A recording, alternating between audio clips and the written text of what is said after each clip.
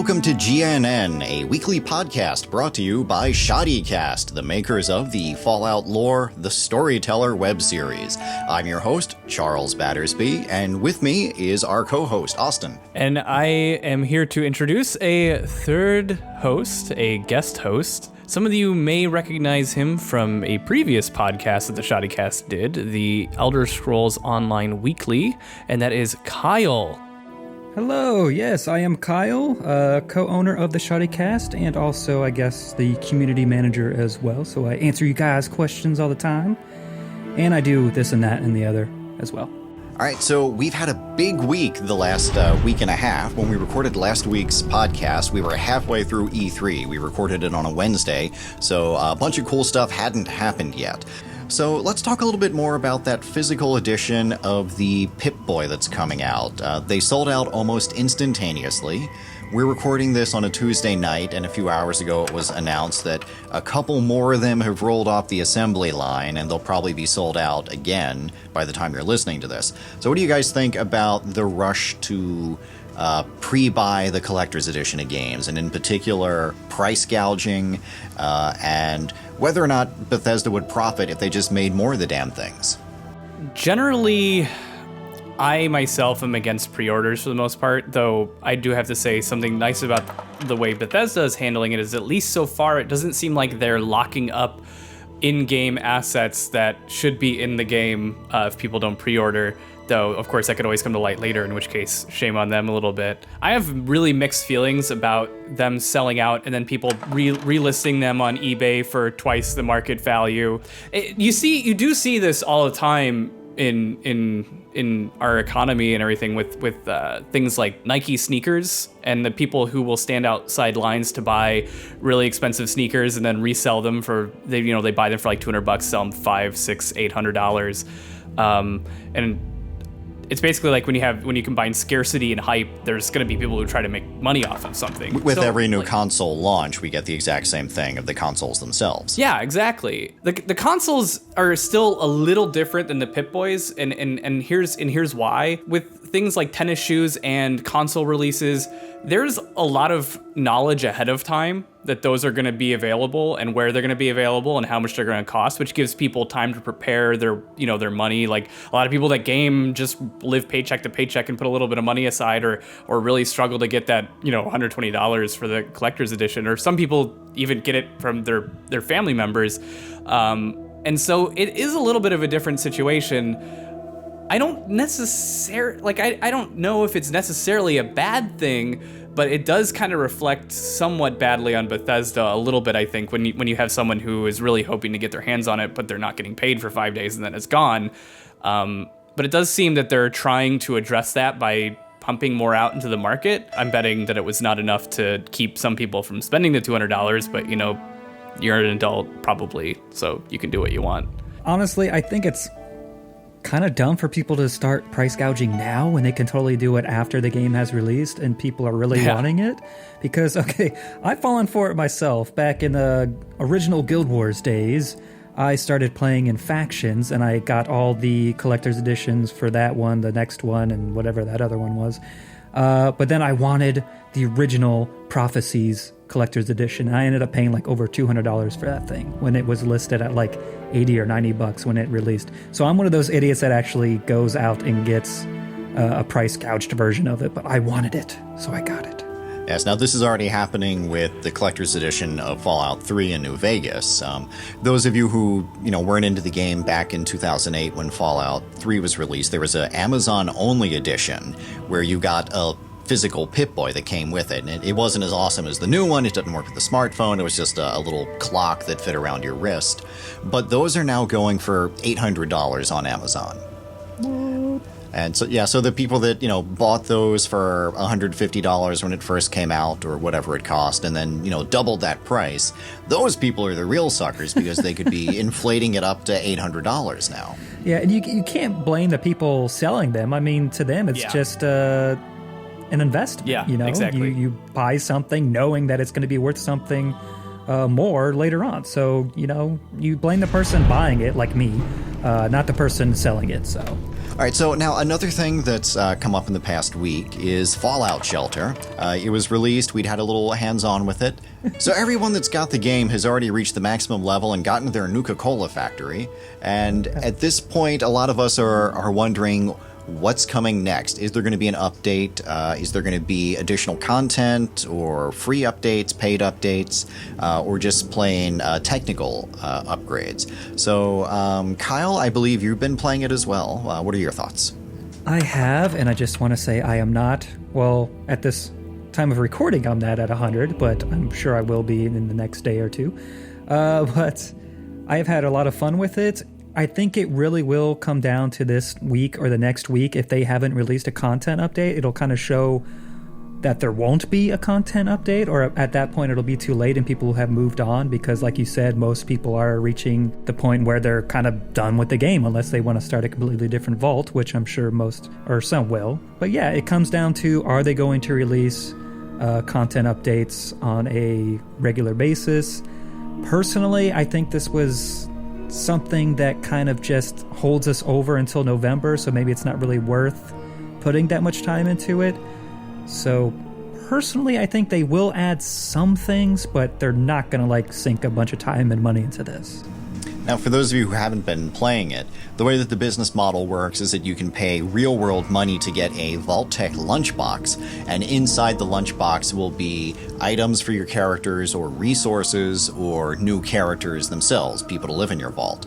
But you can't pay a premium fee to get additional rooms or buildings. You can't pay a specific fee to buy a particular item or person that's only available to premium choice.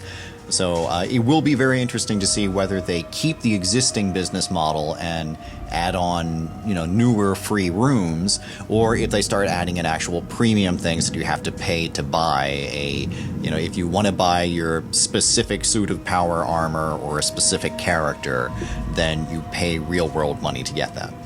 And on that, let's have a word from our sponsor, Robco. Everyone loves the Pip-Boy 2000, but you have an active on-the-go lifestyle. Your friends at Robco know that you need a personal information processor that suits your adventurous attitude. So, we're giving you all the features of our Pip-Boy in an ultra-portable new form. Introducing the Pip-Boy 3000. With this smart device, you won't have to waste time thinking for yourself. This feat of Robco engineering keeps track of your vitals, manages your finances, tells you where to go, and it's stylish. The Pip-Boy 3000 is our most durable Pip-Boy ever. It could even survive a nuclear blast. Get the Pip-Boy 3000 today. Our sale bots are standing by. And coming for Christmas 2077, the Pip-Boy 3000S. Pre-order yours while supplies last.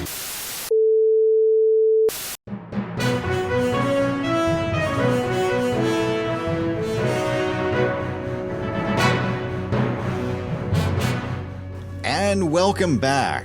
So we did a new thing this week. I posted on Twitter if people have any questions. And one of the first questions that came up was someone asking about power armor. So if you looked very closely at the presentation video during E3, you can see the playable character climbing inside a suit of power armor.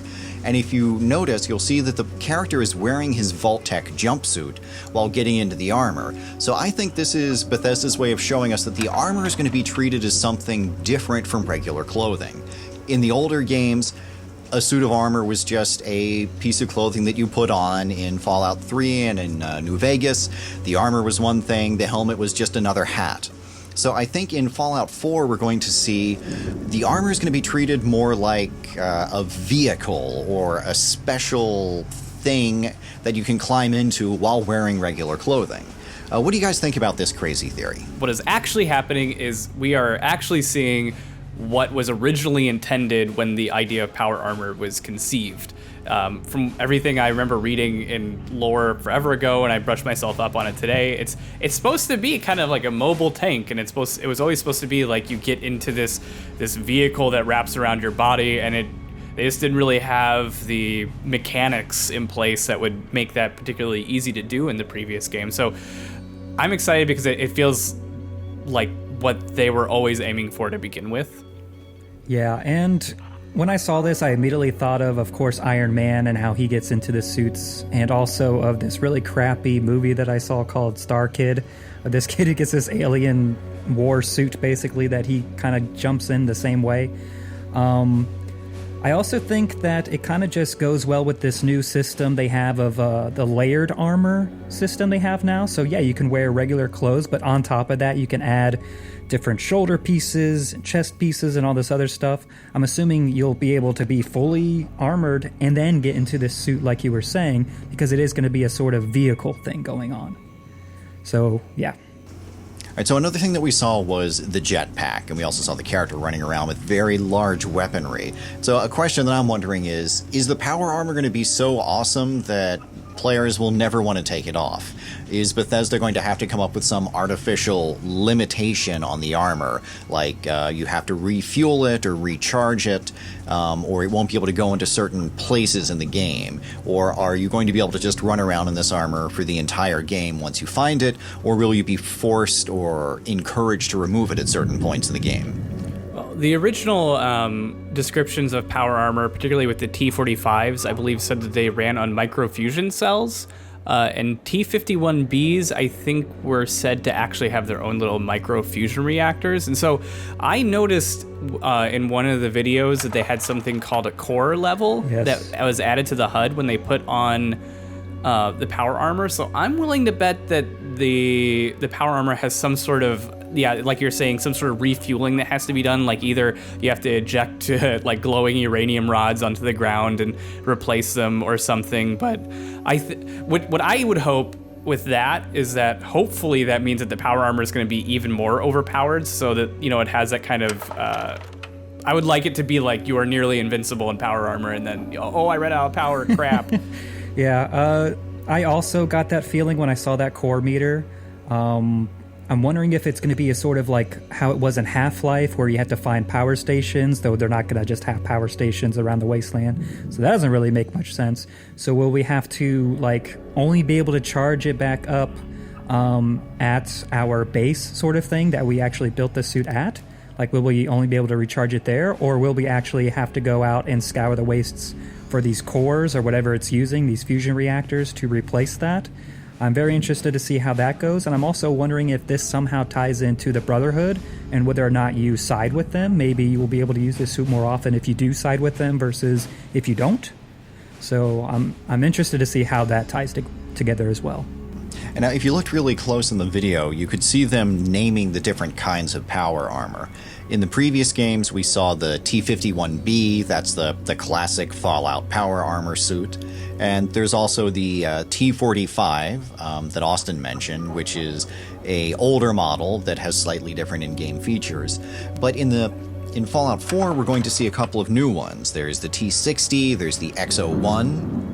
And if you play Fallout Shelter, there's actually several other variants of power armor in Fallout Shelter that I think are hinted at that they're going to be involved. You guys are hearing this, right? So ominous. Yes. The power! There's something happening with the power armor. I don't think we should edit that out. That production value, man. You made lightning. That's crazy. Here we go. I think it's implied in Fallout Shelter that more power armor will be in Fallout 4. Any other thoughts on power armor? I've been obsessing about the T-60B because that was that was just such a little interesting little that was obviously not a mistake, because the T-45A and Ds and the T-51Bs were all pre-war power armor, and then the Enclave advanced power armors were developed off of that, and then there was the Hellfire armor in Fallout 3, which was to date the most advanced power armor.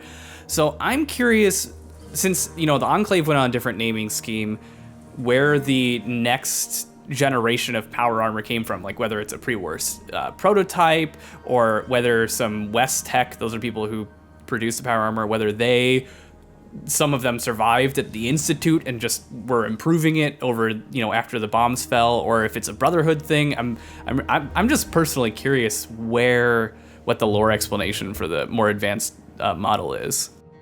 Yeah, in the video, Todd Howard talks about how you find, in a prototype version of the Pip-Boy, that it's unique and it's even better than the ones that had the higher numbers. And so, if you're going to have this unique, fancy Super Pip-Boy, then why not make your character have a unique prototype for, the T60 something? Okay, so now it's time for another weekly segment called Artsy Smartsy Stuff, where we look at the literary and film influences for Fallout, or things that might possibly be influences for Fallout 4. Now, there's an old book called Damnation Alley, which was also adapted into a film in the 70s. And the film has very little to do with the book itself, but the book is about a post-apocalyptic road trip from California to Boston. So I think Fallout 4 is going to have at least one reference to this book, just because parts of it take place in post-apocalyptic Boston. Interesting. Well, they already had the rad scorpions, right? Yes, in the film version, they had very bad special effects, and one of the awful special effects was apparently an ordinary scorpion superimposed onto a desert, and then Jan Michael Vincent was the actor. He and his stunt double rode a motorcycle around this obviously superimposed ordinary scorpion. So they had the rad scorpions. There's also a hysterical scene where George Peppard, who, if you can believe, he was a big actor back then, pre-A-Team. So he has a line where he says, "This here town is infested with killer cockroaches." So the rad roaches are apparently or possibly inspired by this movie as well. So I think that there's going to be a heaping dose, or at least to some degree, maybe not a heaping dose, but to some degree, Fallout 4 is going to acknowledge Damnation Alley, the book, if not the movie. All right, so now we're going to make Artsy Smartsy Stuff a weekly segment, and to give you a little heads up, next week we're going to be talking about the book and the movie On the Beach. So if you want to run out and watch the movie or grab the book and have a read over the next week, that's what we're going to be talking about it, because there is one scene in On the Beach that I think is a perfect little subtle reference to throw in somewhere in a Fallout game, and we'll discuss that next week. Okay, so this week we've started taking listener questions. I threw out a little tweet asking if there's something that you guys want to hear, and a couple of people got back very quickly. At Tales of Vil asks about radiation in the game. If you look very closely about 30 minutes into the presentation video, you'll see there's a little meter, a red bar at the tip of the health bar that has a rad symbol. So this implies that the higher your rads are, the lower the cap is on your health. I like that. I didn't even thought about that. I had not had a chance to look at the radiation mechanics. Or obviously there's not a lot of revealed about the mechanics yet, but I always found radiation to not be that much of a hindrance, at least in the more modern implementations, Fallout 3 and Fallout 4. I always had way more RadAway than I ever needed, but that could actually make acute radiation poisoning kind of a more of a threat, I think, if that's the way they're going for it. Well, I do think that this is what they're doing, because that's how radiation works in Fallout Shelter. In Fallout Shelter, you have your medical team that produces, your medical supplies that heal, but you also have a special science team producing a RadAway that will reduce that top radiation level. And so what we think is happening in Fallout 4 is exactly how it does work in Fallout Shelter. So I think at Tales of Vil actually called it perfectly with this, that this is how the game is going to work, that the higher your radiation level is, the lower the cap is on your maximum health. That makes sense. And then also, if it's also like Fallout Shelter, once you do heal that with RadAway, you still have to actually heal that lost health as well. I also noticed there was the suit. The HUD for the suit had its own radiation level thingy on it. So I'm wondering if that is something separate, or if that's just like the same thing, just a separate readout for it. I'm not sure. So another viewer had a question for us. At Ninja Magnus wanted to know about the new mole rat skins. The Queen? Yes. If you look very closely at the art montage at the beginning of the presentation, there's concept art for a mole rat queen. And also in the real world, mole rats are a real thing. They're not as big and scary as they are in Fallout, but mole rats do live in a burrow, and they have a mole rat queen of each little mole rat den. So I do think that we are going to see some low-level quests where you have to go out and stop the source of the mole rat menace by going in the tunnels and killing the queen. Maybe. Because, again, it's only concept artwork. We don't know if they actually put it in, but we would assume if they showed us, concept artwork, it'd be something that they were actually using. And speaking of which, there's concept art for Alien, which was pointed out by one of my Twitter followers. I can't remember which person it was. Where do you guys fall on canonical aliens in Fallout? It's fine. It goes with that whole kind of wacky sense of humor they have from time to time. As long as they don't take it too seriously, because then it just goes on a completely different line. But I mean, I thought that Mothership Zeta DLC was fine. It was really weird, but it was fine. It had its funny moments, and we got a lore video out of it, so that was cool. But yeah, it's fine if they put it in there. But again, just keep it a humorous tone with it, not make it serious or anything like that. I'm actually just going through Mothership Zeta right now in my current playthrough of Fallout 3, and it is very weird, but it does have that whole 1950s, 60s Vogue Art Deco style kind of future gazing tone to it that totally works if done right. So I'm pretty pro aliens. Kyle mentioned the lore video that we did of it, and one of the things that if you're a hardcore lore junkie, you wonder what the point of divergence is in the Fallout timeline, that at some point in the mid-20th century, Fallout started following a different historical path than the real world.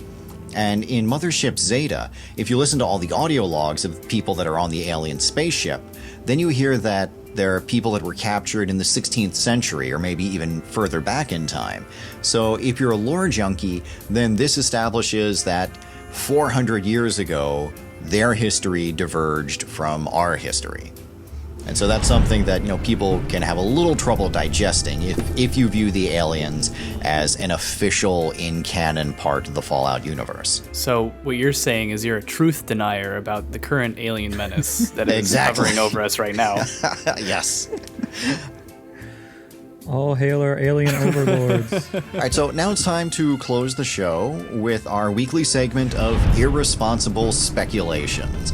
Now, the nice people down in Bethesda, they're real people. They have jobs. They're just doing their job. They need their dental plan. Their kids need their dental plans. When we just start wildly rumor-mongering and making stuff up about the company that they work for, we're screwing with people's lives. We could end up having tremendous repercussions on hundreds of poor people who are down there making this game, and now we're just mouthing off about their E3 showcase. So let's engage with some irresponsible speculations. Do you guys think there will be an E3 showcase from Bethesda next year, and what might be there? No. I don't think so. Just because you know how Bethesda are. They love to just have like 3-year gaps between games because, they're so big and full of content. Honestly, next year, I think the most we will hear from them is like DLC for games that are already out. I have one hope in that the art director of Fallout, I recently learned actually had a bit of a hand in another franchise that I am a huge fan of, the Thief franchise. And so I'm now currently hoping for a Thief Skyrim Fallout crossover game. So if that could happen, that'd be sweet. I think it's highly likely, and people investing in video game companies should take your word for it. It's a steampunk thing in Skyrim already, it could just, and it could just be the whole Thief universe was happening within a Dwemer ruin somewhere. Oh my god! Dwemer Brotherhood? Oh! I think that's not only possible, I think it's highly likely. All right, so that's all the time we have for this week. Thank you for joining us on GNN. Please feel free to stalk us on the internets. You can find me at Charles Battersby with no Y on the end at Twitter. You can also use the hashtags GNN. And Austin, where can people stalk you? People can find me at ARHorrigan on Twitter, and that is about it. And Kyle, where can you be stalked? Well, I don't have a personal Twitter because I have no life, so you can always just reach me over at ShoddyCast or on our Facebook or YouTube or pretty much anywhere else we have a presence. And he's pretty good about responding, I've noticed. Sometimes. It depends on the mood, if I've had my coffee yet. All right, so this has been GNN. Remember to tune into ShoddyCast every Friday for new episodes of The Storyteller. And don't forget to join us Saturday mornings for new episodes of Giddy Up Buttercup and the Pony Pals. And next week, we will begin a new show every weekday after school, Dova Kid, the Littlest Dragonborn.